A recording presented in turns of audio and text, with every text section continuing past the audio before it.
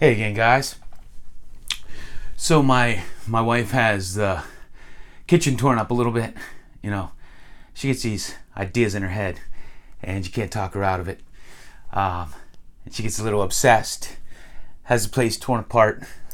Doing a little work down there, and you know what I like to do when she has the house torn apart and she's doing a little work. I like to come up into my card room and I like to look at some baseball cards. I wanted to show you guys my 1954 Topps set now. And the first thing I want to say is I do not have the Hank Aaron rookie card. So I'm not going to be showing you that. You know, it's interesting because Baseball Collector had done an open mic night. And I heard they were talking to Dave over at Blue Jacket 66, and they had asked him if he owned a Mickey Mantle or whatever, and you know, he said something that I always say, and it was like he was reading my mind or something. And he basically said that, you know, he knows that he can go out anytime if he wants to spend the money and buy a 52 Mickey Mantle.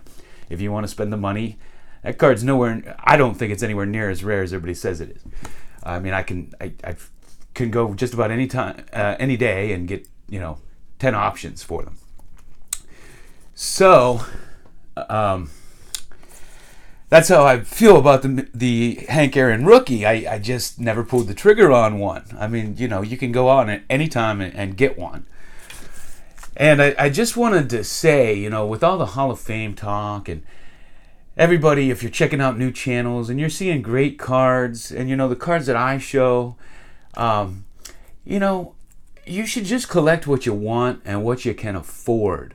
You know, I was very lucky that most of my cards I got when I was very young and I paid next to nothing for, you know? Like, for instance, I have a 1959 Hank Aaron that's an 8. Would I pay the price of an 8 today? Probably not. I mean, I got that for a few bucks at a flea market when I was a little kid, and I just kept it in really great condition. When I set it in, I got it at 8. So, you know, nobody should go. Nobody should go into debt to get so obsessed with having the nicest cards and so forth. You know, whatever you can afford, whatever you want to collect. You know, if you're just getting back into cards and you want to collect lower end cards of the ones you had as a kid or vintage, you just want a copy of the card, that's okay. You should collect what you like. I do. You know, I'm not a grading junkie. I don't have to have top grade of everything. You know, there are some guys and they only have 10 or 20 cards, but they're top graded. If that's what you want to do, fine. I'll tell you this, those are a heck of a lot easier to store than mine. I pride myself on having the most extensive collection, and I seek out the rare cards. You know, it's the hunt that's fun for me. Man, I love to go find that rare gem, you know, that I've been looking for years, or I can't even believe I'm you know, finding one for sale, and I just snag it up. Sometimes I pull the trigger too fast when I see something like that. That's what I do. But you should collect what you want. You know, this industry, or this hobby, I should say, you know, you can get caught up in keeping up with the Joneses. You read the magazines and you see all these great cards and you want to own every major card. You know, I have a Michael Jordan and a 7.5. I'm thrilled with it. I don't have to have a 10. And I have lots of cards like that. In fact, that's one of my suggestions for people that just want to own a great looking card and don't want to spend a fortune. You know, get 7s. Man, I mean, they are much less expensive than you know, than 8s, and especially 9s or 10s. And the 7s are pretty reasonable in just about every card, unless you're looking at the old cards, you know.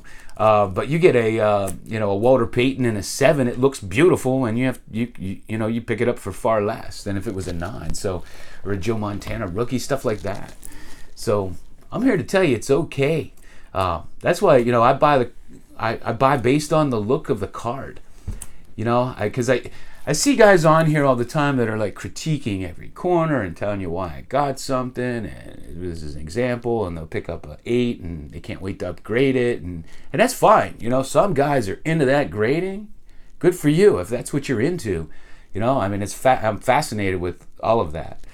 For me, that's just never, it's never been that important to have a perfect card. And like I said, I don't have as big of a budget as you probably think I do. From some of the cards that I showed, like I said, I've had them for years, and nobody, should go into debt or stress out, because it's easy to get obsessed and try to have these great cards. And you have buyer's remorse. I think we've all been there, where you're like, oh my God, I can't believe I just spent that on a baseball card or whatever. So it's okay, man. Collect what you like. Get lower end. I'd love to get my vintage in like a 3, 4, sometimes even 2s. Some of my 1s are great looking. I don't like paper loss. I don't like them altered. But if it's a little bit lower grade, no problem. And so I've gotten really good at finding really good looking lower grade cards. And I'm telling you, if I cover up the grade on these cards and show them to you, you'd probably think they were at least 2 grades higher than they are. So anyway, that's my spiel for now.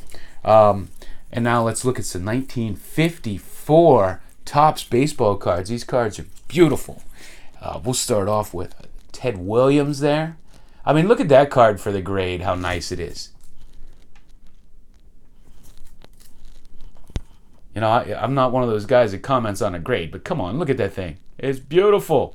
This card, I mean, I've found higher graded, 6s, 5s, and even some 7s that just don't look that good, because this set is notoriously off center, and you will routinely find a name like almost cut off at the top on a lot of them, and that just drives me insane. I want a card that I can see the image, and I'm a bit of a centering junkie. I'm not obsessed with it, but I prefer my cards centered over 4 sharp corners, actually. Here's my Ernie Banks rookie. I got this for such a great price. I mean, it's an Ernie Banks rookie. Here's a Jackie Robinson.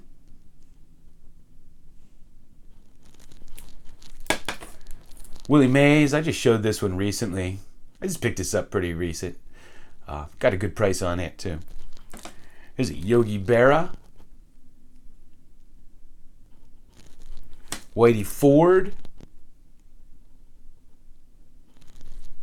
Phil Rizzuto. Gil Hodges. Duke Schneider. Love this. Dick Groat. Billy Martin. Somebody commented on my last video, I always have the Billy Martin. And, I had to think for a minute. I guess I do. I don't know why. Billy Martin, I remember him fighting with Reggie back in the day. Johnny Sane. Spawn and Sane, Pray for Rain.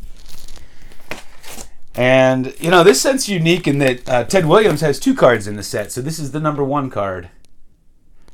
And this was a 3. It was in a PSA holder. And I refused to pay the money to send it in to get a new holder. So, I mean, it's a 3. What's the big deal? So I cracked it out of the case because the case had a big crack in it. Whoever shipped it to me, when I bought it, the picture didn't have a crack.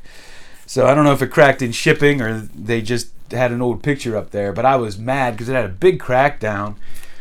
And man, I don't like to look at a crack. I like to look at the card. It's all about the card. Here's an Al Kaline rookie. It's in really nice condition. I would expect this to probably grade a 5 or a 6. It's pretty sharp. Just a little off center, that's all. It's a Tommy Lasorda rookie. This one's real sharp too. And I always loved this Richie Ashburn. This was one of the first 1954 cards I got. Oh, and I got a Joe Black up in the display I forgot to take down. Hank Bauer. And this is the only card that features 2 brothers as their main card and not an extra card. The O'Briens. And this guy has one of the greatest nicknames in baseball history, Peanuts Lowry. Hank Thompson. And you don't find too many men named Granny. Granny Hamner.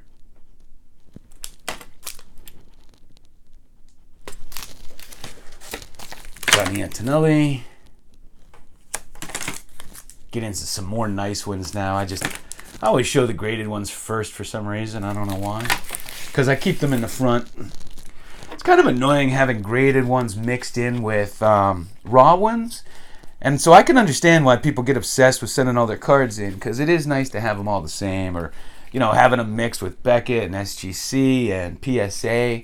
I have that a lot just because I don't like to send in for grading and keep paying for reholders and all that kind of stuff. Sometimes I actually just crack them out of the case. But this is one of my favorite cards in the set. Beautiful Bobby Shantz. Eddie Stanky, love that one too. Johnny Padres. Vern Law. Eddie Matthews. Moose. Warren Spahn. Clem Labine. Is it Labine or Labine? Labine. Roy Face. Jim Gilliam. Ducky Schofield. Harvey Keene. Gene Connolly.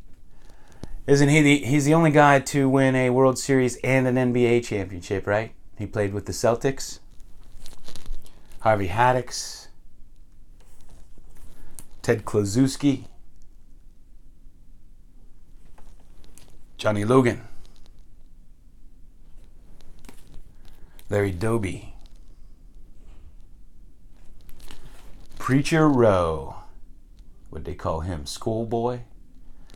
You know, they had several players they nicknamed Schoolboy. I guess because they looked young. This guy won a Heisman Trophy. Actually played in the NFL for a short stint before playing baseball. Hoyt Wilhelm.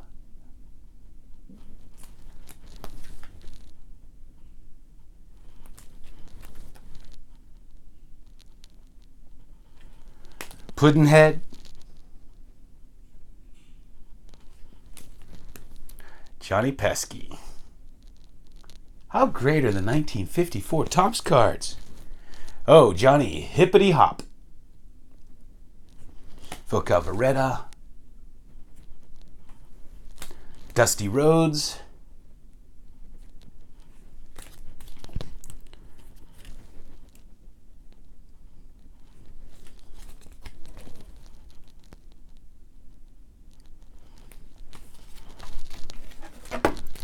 I'll just show a few more of these.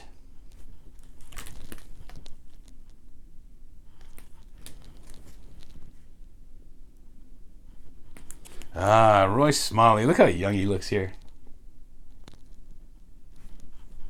Royce Sievers. We're going to end it there. So those are some of the highlights of my 1954 Topps set. Hope you enjoyed. Man, just have some fun collecting. That's what it's all about. It's about collecting what you love, enjoying it, maybe reliving some of your youth. I mean, that's what we all are doing pretty much. And it's about sharing it too. Let me know your thoughts in the comments. Once again, thanks for watching.